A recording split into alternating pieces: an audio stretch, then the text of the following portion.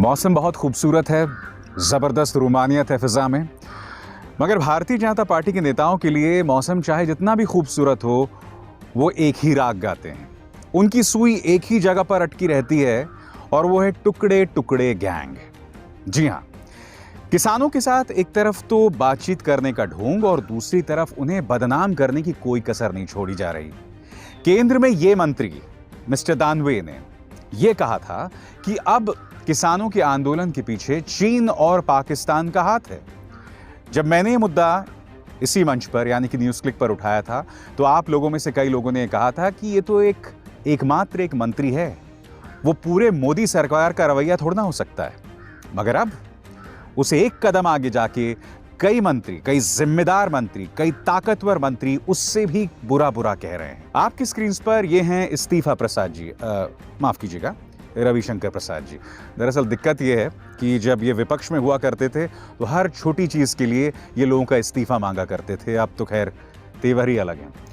तो रविशंकर प्रसाद ये कह रहे हैं कि इस वक्त जो किसानों का आंदोलन चल रहा है उस पर टुकड़े टुकड़े गैंग का कब्जा हो गया है या टुकड़े टुकड़े गैंग के हाथ में जाने का खतरा बना हुआ है। आज मैं रविशंकर प्रसाद जी से पूछना चाहता हूं, रविशंकर प्रसाद जी, आज तक जो आपने बातचीत की है किसानों के साथ, क्या किसानों के साथ बातचीत में आपने उनसे कहा है कि आप लोग टुकड़े टुकड़े गैंग के हाथों में मोहरे बनकर रह गए हो? और वो बात भूल जाइए, आपकी स्क्रीन पर दोस्तों ये खबर देखिए। जब गृह मंत्रालय से सूचना के अधिकार के अंतर्गत पूछा गया था कि भाई ये टुकड़े टुकड़े गैंग है कौन, तो क्या आप जानते हैं गृह मंत्रालय का क्या जवाब था? कि हमें नहीं पता ये टुकड़े टुकड़े गैंग कौन है, कहां पाया जाता है, कैसा दिखता है। ये एक आधिकारिक जवाब में देश के गृह मंत्रालय, जिसके मुखिया ये शख्स यानी कि माननीय अमित शाह हैं, उन्होंने दिया था।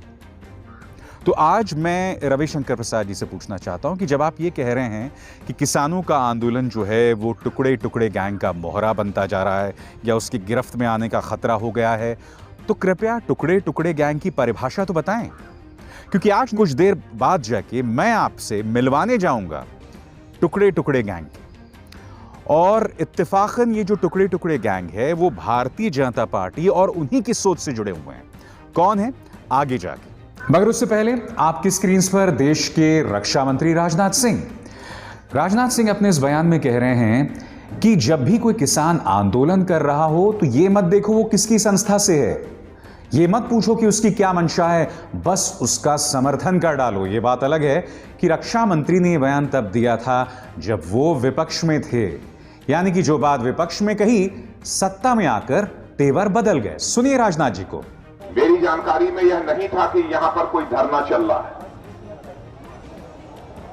और जो हमारी जानकारी में पहले रहता तो मैं समझता हूं कि जिस दिन धरना किसानों का प्रारंभ हुआ था उसी दिन मैं इस धरना स्थल पर आ गया होता अपना समर्थन देने के लिए।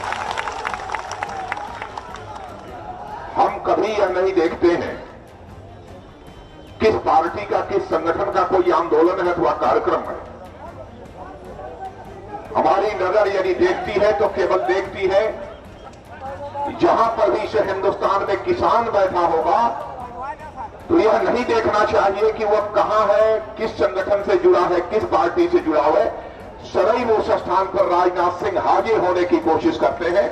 मगर मैं फिर लौटना चाहूंगा, रविशंकर जी कृपया बताने का प्रयास करें कि ये टुकड़े टुकड़े गैंग कौन है, क्योंकि आपकी अपनी सरकार को नहीं मालूम कि ये टुकड़े टुकड़े गैंग कौन है। ये ऐसा तो नहीं है कि जब आपको राजनीति करनी होती है तब आप ये शगुफा छोड़ देते हैं, क्योंकि देश की जनता को तो आप मूर्ख समझते हैं। किसानों को भी आपने मूर्ख समझने की गलती कर दी थी। आज वो किसान आपको बतला रहा है अपने अहिंसात्मक तरीके से, अपने सभ्य तरीके से कि आंदोलन किस तरह से किया जाता है, और उसके इस आंदोलन में उसकी पूरी कोशिश है कि आम जनता को कोई परेशानी ना हो। उस किसान को आप टुकड़े टुकड़े गैंग बता रहे हैं और आपके पास खुद के जवाब नहीं है कि ये टुकड़े टुकड़े गैंग दिखता कैसे है, किस जंगल में पाया जाता है। आगे मैं बताऊंगा, अब इन पर गौर कीजिए। पीयूष गोयल साहब बहुत ही प्रभावशाली मंत्री हैं। ये कहते हैं कि अगर किसान जो हैं वामपंथियों और नक्सली के प्रभाव से बाहर आ जाएं तो उन्हें किसान बिल के फायदे दिखने शुरू हो जाएंगे। देखिए, दिक्कत क्या है इस सरकार के साथ कि ये लोग खुद के अलावा बाकी सबको नासमझ समझते हैं। इन्हें ऐसा लगता है कि अगर कोई भी इनके खिलाफ बोले तो वो सिर्फ गुमराह होकर बोल रहा है। क्योंकि इसी मंच पर कुछ दिनों पहले मैंने आपको बताया था कि जब भी भारतीय जनता पार्टी या मोदी सरकार के खिलाफ कोई भी जाता है तो इनका एक ही तुरुप का पत्ता फेंकते हैं ये लोग। इनके पास एक ही संजीवनी है कि सामने वाले को यह बतला दो कि ये जो है गुमराह हो चुका है। चाहे 1 रैंक 1 पेंशन पर सेना के जो वरिष्ठ अफसर हैं वो प्रदर्शन कर रहे थे तो ये कह दो कि ये लोग विपक्ष के हाथों गुमराह हो गए हैं। जो लोग नोटबंदी में प्रदर्शन कर रहे थे तो उनके बारे में कह दो कि ये लोग गुमराह हो चुके हैं। नागरिकता बिल के खिलाफ जो लोग प्रदर्शन कर रहे थे उनके बारे में कह दो कि भाई मुसलमानों को गुमराह किया जा रहा है। जीएसटी पर जो अपनी बात रख रहा हो उसके बारे में कह दो कि वो गुमराह हो चुका है। इनके पास ले देखे यही एक शगुफा है, इनके पास यही एक तरीका है। और ये माननीय पीयूष गोयल जी के बारे में समझने के लिए मैं सिर्फ एक खबर आपको बताना चाहता हूं। उससे पहले मैं आपको ये बतलाऊंगा कि इस देश के जो धन्ना सेठ है ना, मुंबई का जो कॉरपोरेट जगत है, जितनी करीबी इस शख्स की मुंबई के देश के कॉरपोरेट उद्योग से है उसकी शायद मोदी सरकार में किसी मंत्री के साथ नहीं है। यही नहीं, जो खबर अब मैं आपको बतलाने वाला हूं, अगर किसी और पार्टी के साथ हुआ होता तो या तो उसने इस्तीफा दे दिया होता उस मंत्री ने, या कम से कम भारतीय जनता पार्टी विपक्ष में होती तो उसका इस्तीफा जरूर मानती। खबर क्या है वो आपकी स्क्रीन पर है। पीयूष गोयल पर वायर की खबर देखिए। नैतिकता को ताक पर रखकर पीयूष गोयल ने पीरामल समूह को बेचे अपने कंपनी के शेयर। खबर आगे क्या कहती है। नरेंद्र मोदी सरकार में मंत्री बनने के बाद वरिष्ठ भाजपा नेता पीयूष गोयल ने उनके और उनकी पत्नी के स्वामित्व यानी मालिकाना हक वाली कंपनी, एक निजी कंपनी का पूरा जो ओनरशिप है, चुपचाप इसके बाजार मूल्य से करीब 1000 गुना मूल्य पर अजय पीरामल के स्वामित्व वाली एक कंपनी को बेच दिया। अरबपति पीरामल की बिजली समेत इंफ्रास्ट्रक्चर के क्षेत्र में काफी दिलचस्पी है। इस व्यापारिक समझौते का या इस व्यापारिक सौदे का अब तक खुलासा नहीं हुआ था।